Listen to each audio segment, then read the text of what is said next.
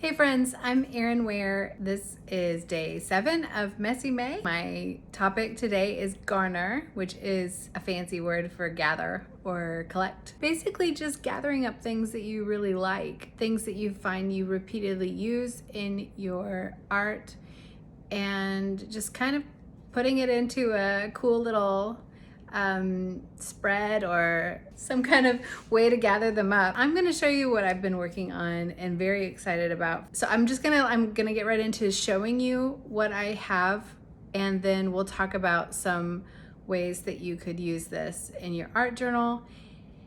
And yeah, I think that's it. Let's get into it. Yeah, I'll just dive in.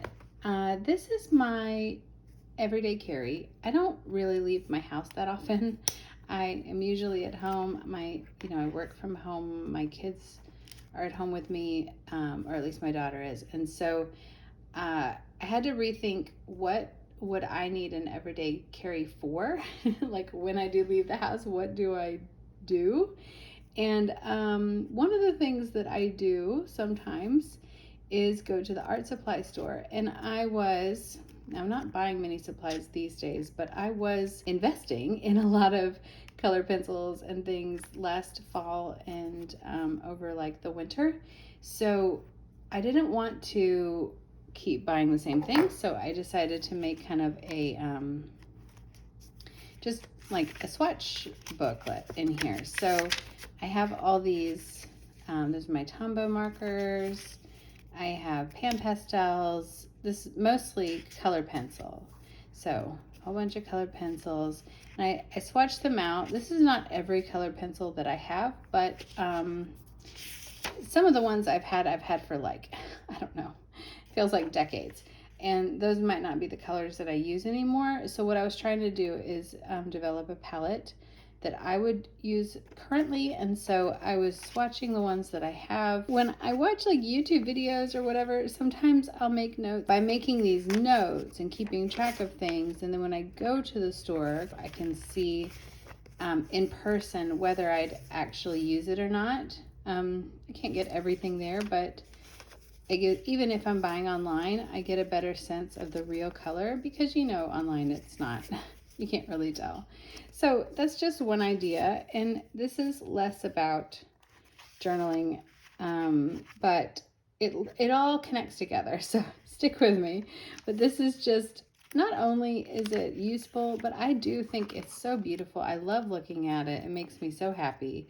And I do feel like it is a memory keeper of sorts because, as I said, like the colored pencils that I bought a decade ago are not the same ones that I enjoy using today. This is my research journal. It's a Hour Studio research notebook, what do you call it?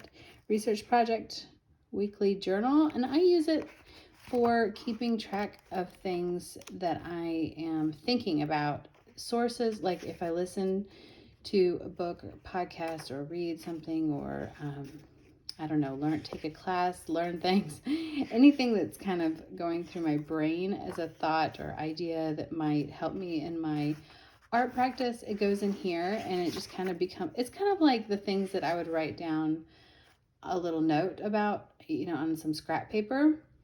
If it pertains to my art practice, it goes in here. So I'm collecting all those things, but this is a sort of swatch in a way, if you think about it. But I mean, it's a collection. I'm collecting my thoughts and ideas. But in the back, they have these really cool, just different pages, various kinds of pages for different things. And then there's also these like brick notes. They look like this.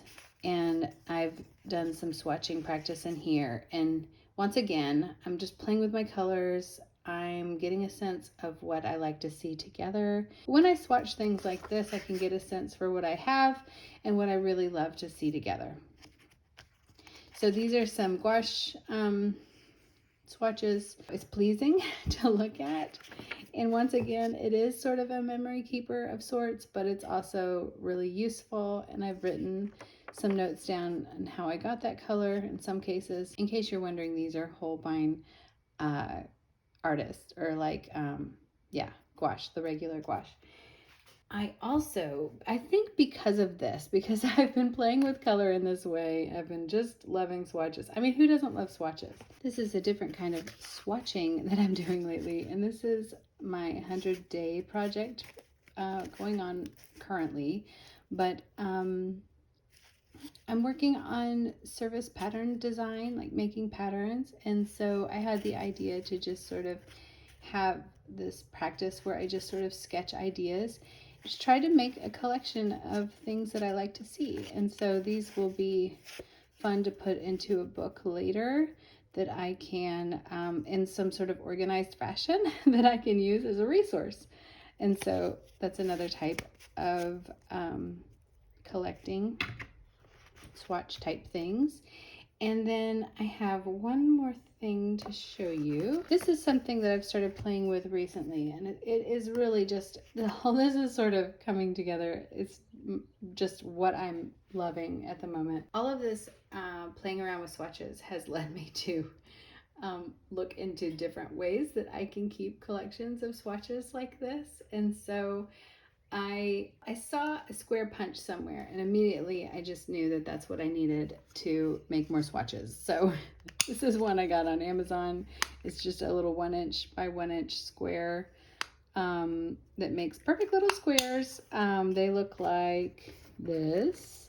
So I can cut them out. This is out of a children's book. I can cut them out of things that I've painted. I can make swatches like that sort of thing that are a perfect square. I don't always go for perfect, but sometimes it's fun to start with something so neat and tidy. This is a planner that I did not end up using this year. It was inexpensive and so cute, but I just didn't really end up having a use for it. So I decided that I might turn it into something where I can kind of keep track of some things that I'm interested in at the moment. So this is like a variety of swatches from things that I have doodled, painted. Some of them are out of children's books. There's graph paper. I think that's just a plain dark green paper. And like, it just sort of is meant to be a place where I can just sort of gather up some ideas about might jumpstart ideas, but this could also be, you could do projects where you do like a swatch of the day, like color of the day sort of thing, or just a little piece of something you doodled, I don't know, something your kid drew, something your like a piece of your grocery list, or it doesn't really, there's no limit to this. That's what's fascinating about it, is that you can make a little swatch out of anything. And I find that when it is something that's a little messy, like a list might be, like a piece of handwriting, a children's drawing, or even just some of my own like little doodles and paintings, a nice neat square in a grid is the perfect way to bring some order to that chaos and make it something that either is just beautiful or something that can be useful later on. So I might go back in here and make some notes about some ideas. I could tell a story like this. I mean, there's so many options, but it really just starts with collecting things that draw your eye and just putting them together in some form or fashion that makes you happy. That's really the end of it. And so whether you do this in your journal that you're working on for Messy May, like a specific spread or page, or if you start a whole new project, like I keep starting new projects, either way, it's going to be, I think it's going to be really fun. And it also could jumpstart other things, other ideas that lead to more joy, more just like fun time. So anyways, I hope this was helpful, and thank you for being here, and I will see you around. Come follow me where I'm at, and I'd love to see you there. Okay, thank you. Bye-bye. Bye-bye.